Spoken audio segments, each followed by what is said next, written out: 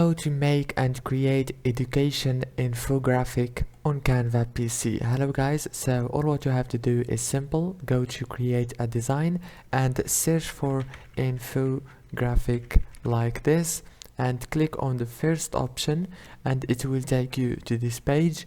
Now here you will find education infographic. Click on see all, choose a template from here, and as you can see you can edit everything as you want, very easy and fast.